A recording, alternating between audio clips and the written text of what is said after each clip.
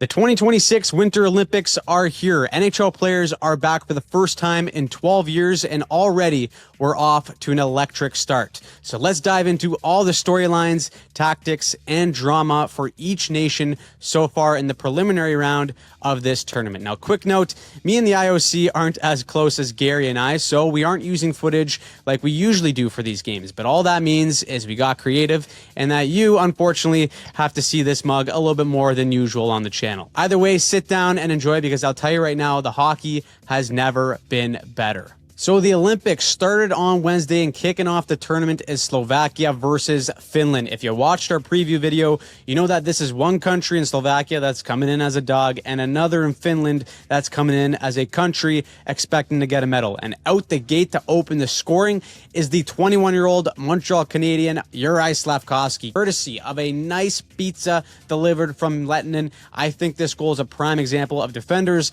getting used to the smaller dimensions of the rink. It's 3 feet smaller than the NHL size, so even if guys are coming from an Olympic size, it's way smaller than they're used to. Lettinen thinks he's got support here. Slafkovsky's there. He says, "Thank you very much for coming out. I'm going to take that." Shows the patience of a monk, and berries. He came in as a 17-year-old and was a monster. He actually won the MVP of the tournament and helped lead Slovakia to a bronze medal. Yes, I know, it wasn't against NHL competition, but the kid was 17, and he played great. That goal sets the tone early, but the other story for Slovakia was goalie Sam Halaiva. Listen, there's always a few or one tendy that comes out of nowhere and steals these types of games in this tournament. He was unbelievable early on. Finland was dominating the play. They would eventually tie it thanks to Eli Tolvanen, but despite being peppered like an unseasoned steak, Halaiva stones the Finns in the third. They bang home two, including this third one, which was a missile from Juraj Slafkovský again, but he's Wayne Gretzky as soon as he pulls on that Slovak uniform. They hold off the Finns, get the empty netter, and we get our first upset of the tournament in the first game. 38 saves on 39 shots for Halaiva as the Slovaks get in the win column to set the tone for the tournament. Next up, we got Sweden versus my Cuginos in Italy. Italy is coming into this tournament as the biggest underdogs as the host nation. They have about zero chance to win this game. Only way they find a way to pull this off is if they somehow put Goldberg, the goalie from Mighty Ducks, as a secret agent in Sweden's crease, and holy, did it look like that early in the game. Italy dumps it out on net. Gustafsson, he just has to handle it, but turns out he takes care of it like it's a grenade. It bounces out, and on top of that, he just drops his stick completely. It is panic at the disco for him, and in comes Luca Frigo. Johnny on the spot. Are you frigo kidding me? I'll see myself out, but Italy has a 1-0 lead over Sweden. What the hell is going on here? That is not supposed to happen. Italy, though, you can just tell is severely outmatched with talent. You want to talk about peppering a goalie. Sweden outshot Italy 25-2 at the end of the first period in this one, and only left with a 2-1 lead. Italy got one early in the second, which means that Sweden's goalie Filip Gustafsson had allowed 2 goals on 5 shots. That is no bueno. It was just survival mode for Italy, though, basically just off the boards and out anytime they could. They would sag into this zone coverage to protect the middle, and that just allowed Sweden to dominate possession on the perimeter. It's the right play with that big of a talent gap between these two teams, but eventually the dam is going to break. Sweden breaks the tie thanks to the tap-in from Will Nye, the science guy. At the end of 2 periods, Sweden had 40 shots on net. Italian goaltender Daniel Clara was turning into prime Gianluigi Buffon in this one. Like, can the Oilers sign this guy? I mean, holy, he was putting on a show, playing out of his mind, and then he makes this unbelievable breakaway save on Elias Pettersson. You can just see from the picture, I tore my groin 5 times just looking at him do the splits right there, and he actually got hurt on this play, so he had to leave the game. Sweden gets a late one, and all this potential nonsense of an upset goes away as Sweden wins 5-2. But what an effort from Team Italy as day one comes to a close. Now, before we continue, we got to thank our friends over at SeatGeek for sponsoring today's video. SeatGeek is the #1 rated ticketing app with over 28 million downloads. There's more than 70,000 listed events, from sports to concerts to festivals and more. The way it works is simple. You browse seating on a scale of 1 to 10, look for the green, which indicates the best deals, and voila, you got yourself a good pair of tickets. The best way to use it is before a game on the app on your phone, where you can snag some unreal last-minute deals. The Winter Olympics are here, but this summer the World Cup is on, and you can get tickets right now through SeatGeek. SeatGeek. You know they hooked us up with a code to get you some great deals too, so if you hit the link in the description to download the app, it'll automatically apply the code HOCKEY2026 so that you can get 10% off your next pair of tickets. I use SeatGeek for every live event I go to, and I go to a lot of them for the channel. It's the best way to experience a game live on a great deal. So get the app, use the code, and enjoy your next game with SeatGeek. Moving on to Thursday, kicking us off is Switzerland versus France. The Swiss are a country planning on making some noise. We had them on the fringe of being contenders coming into the tournament in our preview with guys like Roman Yossi, Timo Meyer, and Nico Hischier, while France is coming in as big of a dog as pretty much Italy. First 5 minutes of the game, the Swiss get 2 early goals, and then it's pretty much good night Jim Kite from there. As an underdog in these tournaments, your only real hope is to get the first goal and then play some form of a 1-3-1 trap or a 1-2-2 and hope your Tendi stands on his head. As soon as you got to chase the game with little to no NHL talent, you're in some trouble. France gets shut out, and how about the 38-year-old Swiss Tendi, Leonardo Giannoni? Sounds kind of Italian, but he becomes the oldest goalie in the NHL Olympic era with a shutout, 28 saves, and a 4-0 Swiss win. Next is the big one, Canada versus Czechia. Czechia's junior team currently owns Canada. They've knocked them out 2 years in a row. The Czechs as a nation are starting to catch up to the powerhouses, and this rivalry is getting some legs. Out of the gate, both teams are flying, and it looks like Canada gets on the board first. Nathan McKinnon, top bunk, how are you? But hold the phone. You got to call Gary even though he's got nothing to do with this tournament. This one's coming back because Suzuki trips the defender right before the goal, so the call comes back and Canada gets a penalty to boot. Now, the whole period was pretty tight and even on both sides, but then in the dying seconds, we see Canada's ozone strategy early on pay off. Usually in modern hockey, with teams loaded with talent, they tend to play a more 2-3 type of strategy to make plays high in the zone. But Canada had a clear MO and played a more traditional 3-2 where they prioritize bodies in front of Dostal. And we see it here as McDavid gets possession. Celebrini and Wilson are going to go straight towards the net, and Celebrini is actually going to stop up at the net. And once this puck switches sides over to Cale Makar, he throws a perfect tippable puck for Celebrini. He's tippy long stockings, but in the dying seconds, Canada makes it 1-0. What a season this kid is having. Now, we also talked about how the shorter rink will impact how the game is played, and having an answer in the neutral zone to create controlled possessions will be key. Canada absolutely tore up Czechia in the neutral zone in this game. Here are the stats from Mike Kelly. Canada gained the ozone 43% of the time on entries in the first, 58% in the second. Shots were close, but at 10-1 from the slot for Canada, and the way they did it was through these little 2-foot slip plays to support. On this play, Canada looks for the quick up stretch pass, and Marner gives a cheeky tip play to Crosby on the wing. That immediately beats a layer of Czechs in the neutral zone. Crosby has a controlled possession, and then Marner is going to beeline it to the wall to give him support.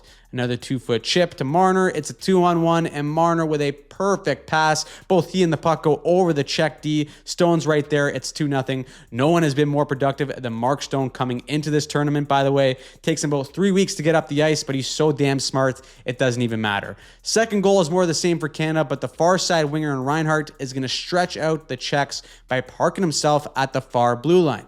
Not only does this give Marchand an option to stretch the ice with a cross-seam pass, but it also opens up the middle of the ice underneath as the Czechs back up to cover Reinhardt. Marchand waits a split second. Bo Horvat's coming down Main Street, flying, control possession, in on the breakaway. Reminds Dostal to close his damn legs, 3-0. And that right there is how you create controlled possessions even when there's less space. Canada adds 2 more in the third. They win big, 5-0, and Jordan Binnington gets the shutout. The guy who everyone is always uncertain of had an unbelievable day. Canada looked dominant in their first game.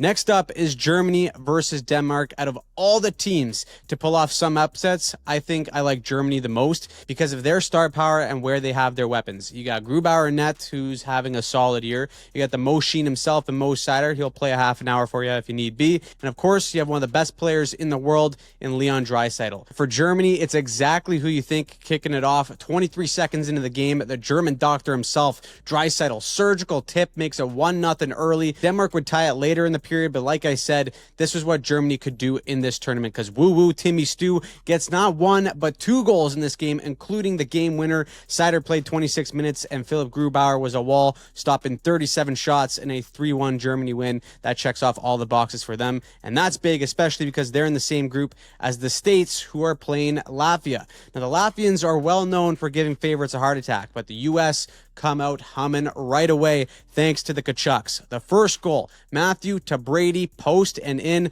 fitting. It's the heartbeat of the team in those two. That gets USA going, and this is a bit of an odd period, though, for the States as they seemingly go up 2-0. Gary gets another call. It's no goal after offside, and then Latvia scores right after to tie the game. USA would go up again, 2-1, but deja vu, it gets called off for goaltender interference. Who knows what the hell that is anymore? So this game goes into the second all tied at 1s, which is considered a win for Latvia, but the second period is where Team USA takes over. Ladies and gentlemen, since January 1st, no one has scored more goals in the NHL than Dwayne "the Brock" Nelson, and he's carrying that play right into this game. He scores the go-ahead goal, gives the old point like that goal is going to count, and then he gets another one later to make it 4-1 for Team USA. Latvia had to pull Elvis Merzlikins. Guy was looking like my beer league tendy, huffing and puffing on 11 p.m. on a Monday night game after getting peppered. Matthews also got his first and a cookie. That should be a nice little boost for his confidence. He went goalless in the Four Nations, so that's a big one for him. Now, tactically in this one, we saw the standard 1-2-2 aggressive forecheck from the United States that they had success with in the Four Nations. I'd imagine that's here to stay, but the U.S. were just so good on the transition with their regroups in this one, and it led to chance after chance. The first Kachuk goal is an example of this. Just look at Latvia's players here stack the blue line against a team like Canada, Finland, or Sweden. This puck is probably dumped in to avoid a deadly counterattack, but because it's Latvia and, well, Zach Werenski with the puck, he loops back to keep possession. He then waits for Latvia to make a bad change, and then he feeds Matthew Kachuk to start the setup for the eventual goal. We saw this frequently in this game. That's the luxury of having both Werenski and Hughes on the back end to control the pace. But I wouldn't be surprised if the philosophy shifts to a more dump and chase style once they face better competition. Moving on to Friday, we got Sweden versus Finland, one of the best rivalries in the sport. Can always count on these two teams hating each other. There was a parade to the penalty box, looked like a Florida-Tampa game, and out of the gate, just like against Italy, Sweden had a brutal start again. They gave up 2 goals in the first, and the Swedish goalie, Filip Gustafsson, is just fighting it so far in this tourney. 2 goals in 4 shots versus Italy, and then 2 goals on 6 shots versus Finland. Perhaps a goalie change is on deck there, but they stay with him in this game. Now in the second, Dahlin got one on the peeper to make it 2-1, but the Swedes, they just give it right back thanks to Erik Haula turning into a magnet when shorthanded. Solo job, he draws in 3 Swedes, no one in the support valve here to get off the boards except for Joel Armia. It's poked free, and what is he doing all alone there? Backhand, forehand, shelf. A shorthanded goal is absolutely killer for Sweden, and Finland doesn't look back as they add an empty netter to win 4-1. Now let's talk about Sweden's coaching decisions in this game. In game 1, D-man Oliver Ekman-Larsson literally got dressed to play 0 minutes. That's fun. Also, Philip Forsberg only played 1 minute and 3 seconds in that game, and in this game, where they needed goals against Finland, guys like Forsberg and Bratt played less than 10 minutes. Now, when you look at the advanced numbers, Sweden carried the play and outchanced Finland by a good margin, especially in slot shots. But inner slot shots, they kept them somewhat under control, especially in the late game. There just wasn't a whole lot of really dangerous looks on the inside for Sweden because of the detail of Finland's zone coverage. Just look here. You got sticks in all the right spots covering the interior bumper, leaving only the perimeter option on the point open. And even then, Finland's movement and cohesiveness just doesn't give Sweden much of a chance for a comeback. Combine that with UC Saros being dialed in this game with 34 saves. That is a huge response from Finland getting the win over Sweden.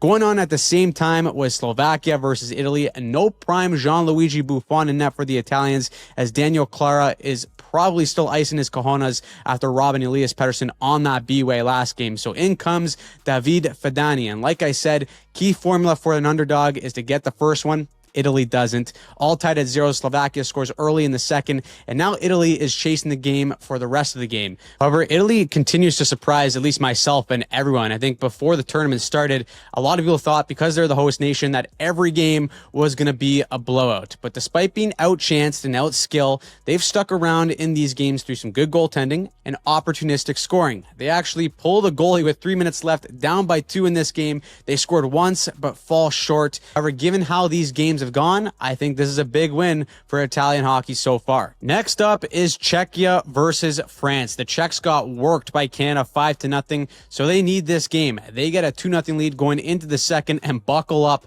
for a wild period. The wheels fall completely off for the Czechs as France scores 3 goals on 4 shots to take the lead. The Czechs get one back to tie it, and on a France power play at the end of the period, we see maybe one of the worst line changes of all time. 37 seconds left in the period. Czechs have possession on their own goal line trying to kill the penalty, and France just goes for a wholesale line change. They don't give a damn. Everyone abandons their post, so with one stretch pass, Czechia gets a 3-on-0 on the PK, and there you go. They're burying that all day. Who would have thought that France would look like they're trying to tank for Gavin McKenna? Czechs score to take a 4-3 lead going into the third, and that was pretty much a backbreaker. Czechia ends up winning 6-3, setting up a very important match between Switzerland and the Juggernauts in Canada. Now, early in the game, Canada gets a power play, and this unit that might be the greatest thing ever assembled. For starters, you got 4 generational talents in McCarr, Crosby,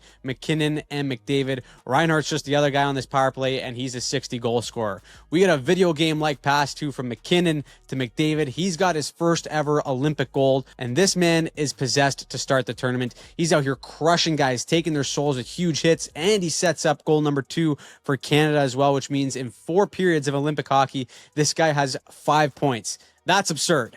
Now, the Swiss do respond with a power play goal of their own to cut the lead in half going into the second, but then we see John Cooper ice a literal nuclear launch code. He puts McDavid with McKinnon and Celebrini stepping onto the ice after a PK to load up, and we get magic. We talked about it all year long on the channel with Celebrini's ability to find soft spots, especially in the slot area. At 19, he's already among the best in the world at it. That threat becomes even more dangerous when you have players like McDavid or McKinnon to draw in coverages. Watch here as 2 Swiss players get sucked into the orbit. That is Nathan McKinnon, and in a zone coverage like the Swiss are in here, these double teams down low are ideal, but this is the Nate Dogg, and special players make plays even when outnumbered. No look feed right to Celebrini. Kid can't have a beer, but damn it, can he score? 3-1 Canada. The domination continued in the third too. Crosby and McKinnon got on the scoreboard for Canada. They win 5-1 to clinch their group and get a bye right to the quarterfinals. Biggest takeaway is just how dominant they look in all areas right now. Logan Thompson looked unreal, and they might have found a cheat code in their new first line in McDavid, McKinnon, and Celebrini. Now, this is all great, but these are just the prelims. So once we get into single elimination games, anything can happen. Final thing, I do hope Kevin Fiala is okay. He had to get stretchered off at the end of this game after landing awkwardly on his leg. This was one of the bigger gripes that the NHL and its owners had with sending players to the Olympics for years, which is guys getting serious injuries during international hockey. Hopefully, it wasn't as serious as it looked. So, what did you think of the first few days of Olympic hockey? Who surprised you? Who pissed you off? Let me know in the comments down below. We're going to be covering and breaking down the entire tournament. So make sure you turn on notifications and subscribe to the channel so that you don't miss a single thing.